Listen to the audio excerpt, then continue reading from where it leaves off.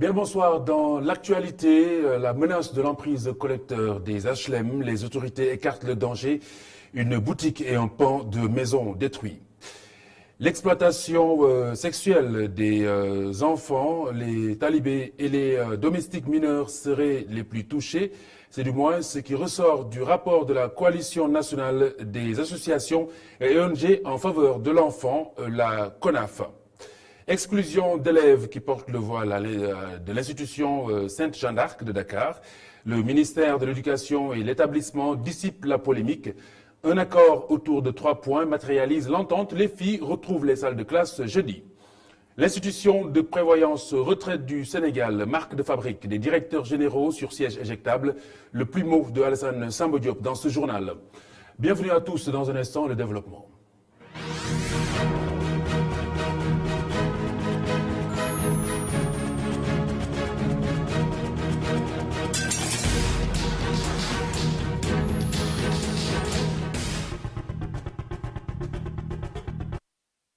HLM, l'alerte sonnait hier sur cette antenne. L'acte posé ce matin, les autorités compétentes ont démoli le pan de la maison et la boutique sous la menace du collecteur des eaux usées. L'affaissement lundi de l'infrastructure avait créé la panique dans le quartier. C'est un reportage d'Augustin Mandang et Youssouf Konté. Les HLM ont refusé du monde ce jeudi matin. Riverains, autorités locales et étatiques, tous ont pris d'assaut la localité où l'emprise collecteur Anne Fan des eaux usées de Dakar s'est effondrée lundi dernier. 12 heures, démarrage des opérations de démolition. Après la boutique, c'est au tour de la maison. Ces maisons et cette boutique démolie sont construites sur le collecteur. Le boutiquier impuissant se dit surpris. C'est vraiment dur. J'étais juste en train de vendre et aussitôt j'ai vu des policiers débarquer. Les autorités ne m'ont même pas averti. Vous voyez actuellement, toutes mes marchandises sont dehors. Je ne sais même pas où aller. L'édile de la localité qui a assisté à l'opération compatit avec ses administrés, même s'il leur impute la responsabilité. Nous ne pouvons que déplorer. Ce n'est pas un plaisir, mais il faut quand même qu'on accepte deux choses. Ces personnes qui ont construit sur le collecteur savent qu'ils n'ont pas raison. J'ai entendu tout à l'heure parler de je ne sais pas, compensation ou quoi. Mais j'ai dit, les gens le savent. Quand quelqu'un n'a pas une autorisation de construire, c'est déjà un élément important. Le préfet du département de Dakar, qui a dirigé les travaux, estime que c'est pour sécuriser les populations. Donc c'est dans ce sens que lorsque nous avons constaté l'affaissement ici au niveau de HLM 4, hier j'ai pris sur moi, sur instruction bien sûr des plus hautes autorités, de délivrer des sommations d'usage pour que les propriétaires puissent procéder à la libération des emprises. Donc l'opération que nous faisons aujourd'hui peut être rangée dans cette catégorie consistant à libérer les emprises pour que les travaux de réfection entre deux regards puissent se faire normalement. Dans l'urgence, 3 pans de maisons ont été détruits au niveau des HLM. Une bonne dizaine de constructions est dans la même situation que ces maisons cibles. Elles ont été construites sur l'emprise collecteur Anne Fan, une bombe écologique qui risque d'éclater à tout moment. La brèche de Saint-Louis et son lot de morts. Les pêcheurs se sont mobilisés pour mettre un terme à la saignée, rassemblement au nord, mais aussi dans d'autres zones du littoral. Les victimes ne sont pas en effet que de Guet-Ndar. À Mbour, les pêcheurs exigent un dragage comme promis par les autorités compétentes. Aliou Kane.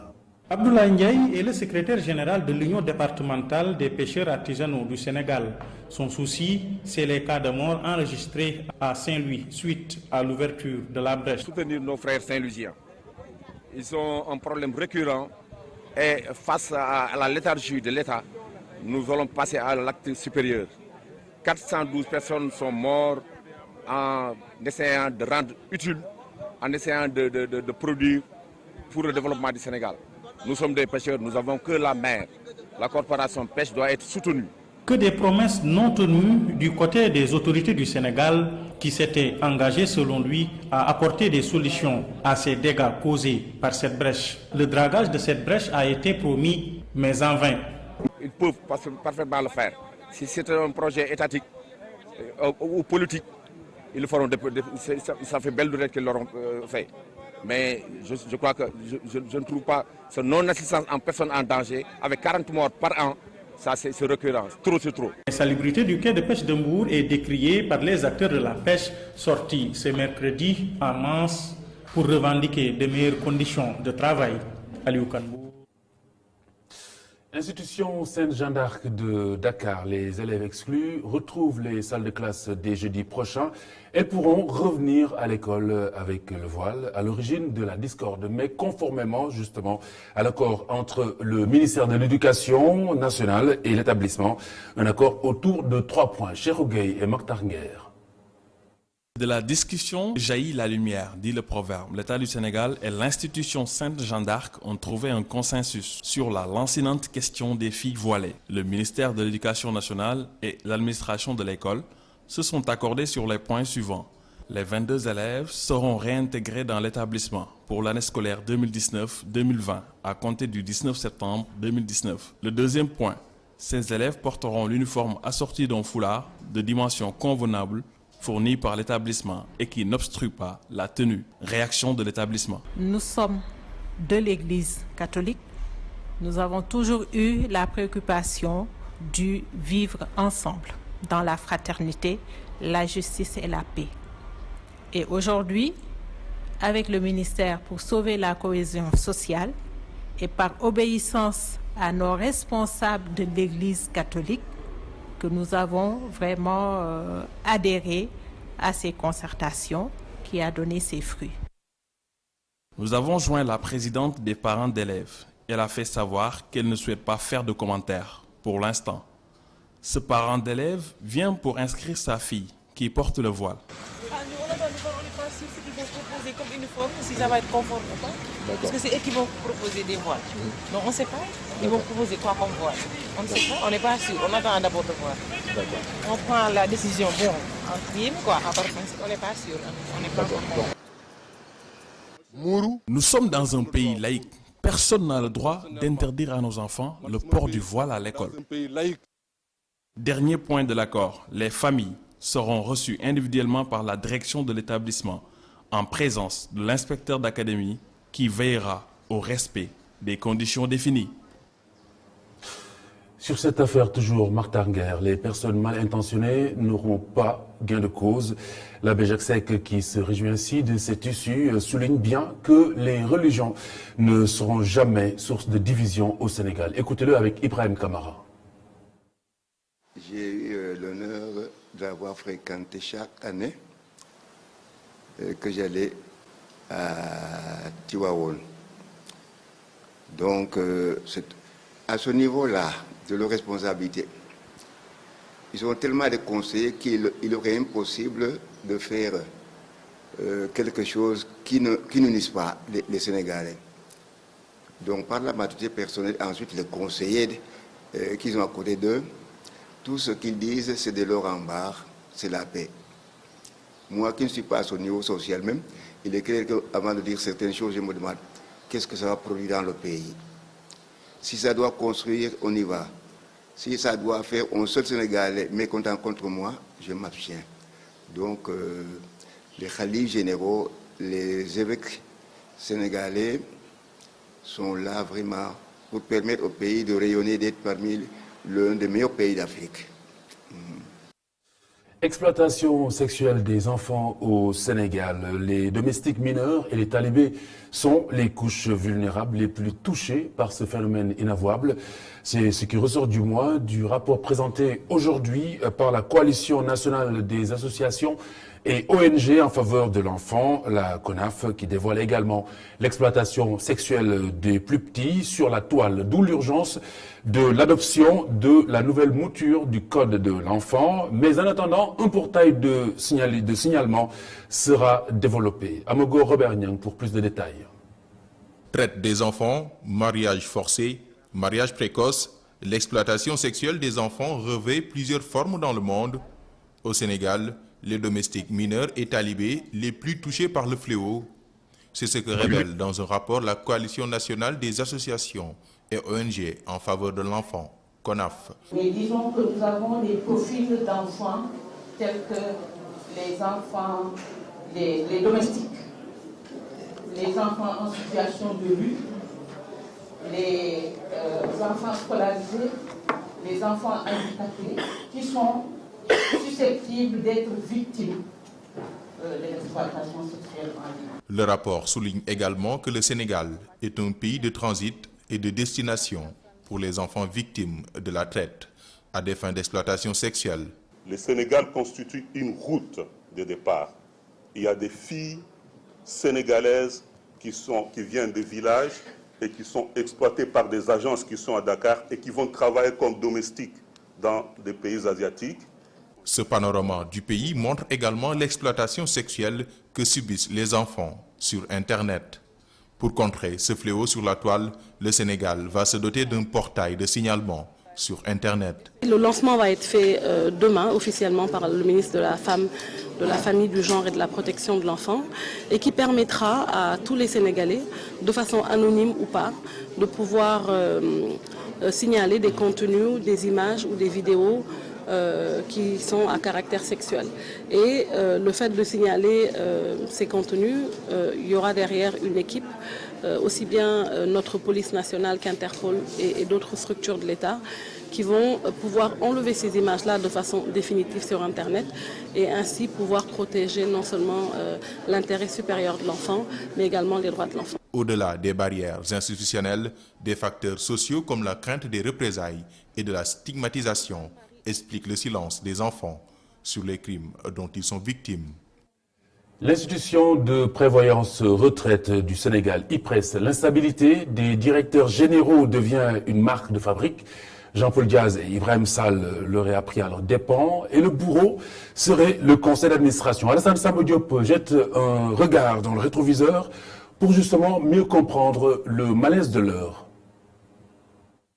Il n'y a pas plus sensible que la pension d'un retraité de surcroît dans un pays pauvre comme le Sénégal. L'IPRES, l'institution de prévoyance de retraite, est souvent traversée par des crises cycliques, des incompréhensions ou luttes de positionnement entre le tout-puissant conseil d'administration et la direction de l'institution. Nombre de directeurs ont perdu leur poste et la bataille contre le conseil. Jean-Paul Diaz, Elhadji Ibrahima Sall et d'autres directeurs ou secrétaires généraux de l'institution ont été congédiés. Dans ces batailles, les retraités ou associations de retraite ont toujours été utilisés de part et d'autre pour combattre ou soutenir une des parties. L'IPRES est une institution extrêmement importante pour les Sénégalais. Après avoir pris les retraites, nombre de nos compatriotes survivent avec leur maigre pension. Il urge donc de veiller à la stabilité de l'institution et éviter de donner périodiquement des surfroides aux retraités qui aspirent à une retraite paisible. Et la perspective d'une monnaie unique en Afrique, le président du MEDES, le mouvement des entreprises du Sénégal, invite le secteur privé à plancher sur la question. Les fruits des échanges seraient proposés à l'État pour justement le mettre à l'abri de surprises. Voici Mbagnick Diop. Vous savez, on est en train de parler donc du CFA à l'éco. Comment y aller, les conséquences, les dégâts collatéraux pour le secteur privé, pour les ménages, pour nos entreprises, pour la compétitivité de nos entreprises. C'est pourquoi on a trouvé aujourd'hui judicieux d'inviter les meilleurs experts, les meilleurs monétaristes, les économistes aussi de renom, pour qu'ensemble nous puissions échanger et livrer les conclusions de nos échanges à l'État, aux institutions monétaires, financières, pour dire voici la position du secteur privé, voici ce que nous en pensons, parce que ce n'est pas évident du jour au lendemain passer du CFA à l'éco. Le mouvement des entreprises du Sénégal était en conclave ce matin, rencontre dans le cadre de sa 19e session des assises du MEDEF avec comme thème l'avenir de notre monnaie commune, le franc CFA. Les chefs d'État et de gouvernement de la CEDEAO se réunissent ce week-end à Ouagadougou. Au menu des discussions, les questions de sécurité au plan régional. Le sommet, qui sera suivi d'une rencontre du G5 Sahel, intervient dans un contexte de grande fragilité du Burkina Faso. Des attaques terroristes y ont fait plus de 570 morts, et ce, en 4 ans seulement. Hassan Gueye. Le Burkina Faso est en grande difficulté, frappé de plein fouet par les coups de boutoir des groupes armés qui poussent comme des champignons au nord à la frontière avec le Mali et au Niger, et à l'est dans la région forestière. Le pays des hommes intègres est en gros danger et court le risque de se désintégrer. En l'espace de 4 ans et demi, le pays est passé de forteresse à ventre mou dans le Sahel, l'une des zones parmi les plus négligées de la planète. Près de 600 morts, dont de nombreux soldats, ont péri dans cette guerre asymétrique contre laquelle l'État burkinabé montre beaucoup de signes d'impréparation et d'ineptie. Le président Kaboré, au pouvoir depuis 2015, sans solution, semble dépassé par la tournure des événements. Les plans de riposte et les slogans qu'il sert aux Burkinabés sont de plus en plus vides. La défense de l'intégrité du territoire et la sécurité des Burkinabés ne sont plus assurées. Ses adversaires de l'UPC, principal parti d'opposition, ne le ratent jamais. Autre fait à souligner, la défaillance de l'armée qui a été humiliée par les assaillants qui ont attaqué l'état-major à Ouagadougou avec une facilité déconcertante. Depuis la chute de Blaise Compaoré, emporté par un soulèvement populaire, le terrorisme s'est métastasé au Burkina Faso. Les djihadistes qui se revendiquent d'Al-Qaïda ou de l'État islamique étendent leur influence et contrôlent de plus en plus de territoires. Compaoré, qui était très influent dans la région, avait habilement et cyniquement signé un pacte de non-agression avec les groupes armés. Après Blaise, le déluge. Dans la foulée, un commando fait irruption dans la salle du Conseil des ministres au palais de Kossiam. C'est un coup d'État qui échouera lamentablement et dans lequel est cité l'ex-président de l'Assemblée nationale ivoirienne, Guillaume Soro. Les chefs d'État qui se réunissent ce 14 septembre à Ouagadougou devront prendre des décisions chirurgicales pour sauver le grand malade de l'Afrique de l'Ouest. Le reste de l'actualité internationale marquée par ce déraillement d'un train RDC qui fait 50 morts. Au même moment, près de 200 Nigérians ont été rapatriés d'Afrique du Sud au Zimbabwe. C'est toujours la polémique autour des obsèques nationales de Mugabe prévues le 15 septembre prochain. Aux États-Unis, enfin, la Cour suprême donne raison à Donald Trump au sujet d'une loi sur le droit d'asile. Le point avec El Hadji Malik Cissé. Une nouvelle catastrophe ferroviaire a fait au moins 50 morts, passagers clandestins d'un train de marchandises dans le sud-est de la République démocratique du Congo, immense pays dépourvu de moyens de transport suffisants. Le bilan provisoire officiel pourrait être encore plus lourd d'après certains témoignages. Encore une catastrophe, déraillement à 3 heures du matin dans le Tanganyika, aux environs de la localité Maïbaridi. Bilan provisoire, 50 morts et plusieurs blessés, a écrit sur Twitter le ministre des Affaires humanitaires, Bikaï, évoquant une réunion en cours pour des dispositions à prendre.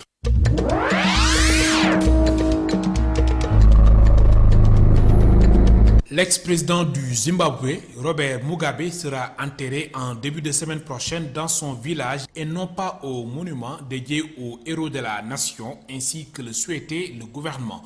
Robert Mugabe s'est éteint vendredi à l'âge de 95 ans dans un hôpital de luxe de Singapour où il venait se faire soigner depuis des années. Sa dépouille a été rapatriée en grande pompe mercredi à Harare pour une série d'hommages, dont des funérailles nationales prévues samedi dans l'immense stade national des sports de la capitale qui peut accueillir 60 000 personnes. Depuis plusieurs jours, le lieu de son enterrement fait l'objet de tensions entre sa famille et le gouvernement, en conflit depuis le coup de force de l'armée qui a mis un terme en novembre 2017 aux 37 ans de règne de Robert Mugabe.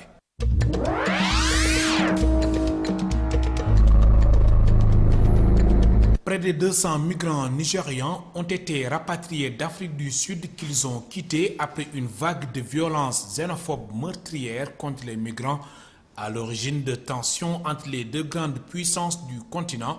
Un vol commercial avec à son bord 189 Nigérians dont certains chantaient leur hymne national en brandissant des photos de boutiques incendiées a atterri mercredi soir à l'aéroport de la capitale commerciale Lagos. Pour rappel, l'Afrique du Sud a été touchée par une vague de violences xénophobes la semaine dernière qui ont fait une dizaine de morts et des dégâts considérables dont des biens de Nigérians, particulièrement dans les townships et le centre-ville de Johannesburg.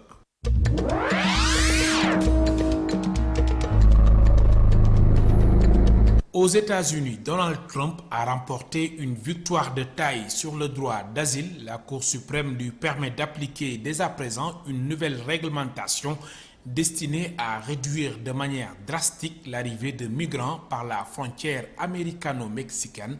Les migrants qui traversent plusieurs pays avant d'arriver à la frontière des États-Unis ne peuvent plus y faire leur demande d'asile. L'administration Trump les oblige désormais à solliciter d'abord le statut de réfugié dans les autres pays traversés pendant leur périple. Donald Trump ferme ainsi la frontière sud aux dizaines de milliers de Honduriens, Salvadoriens et Guatémaltèques qui fuient la violence dans leur pays. Mais cette mesure touche également tous les autres migrants qui tentent d'entrer sur le sol américain en traversant des pays tiers. Seuls les Mexicains, voisins directs des États-Unis, ne sont pas concernés.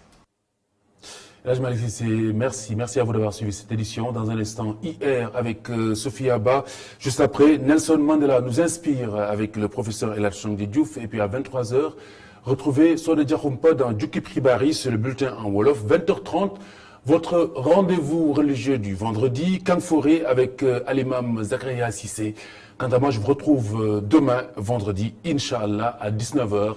Et 45 minutes. Excellente soirée à toutes et à tous et bonne soirée sur ITV.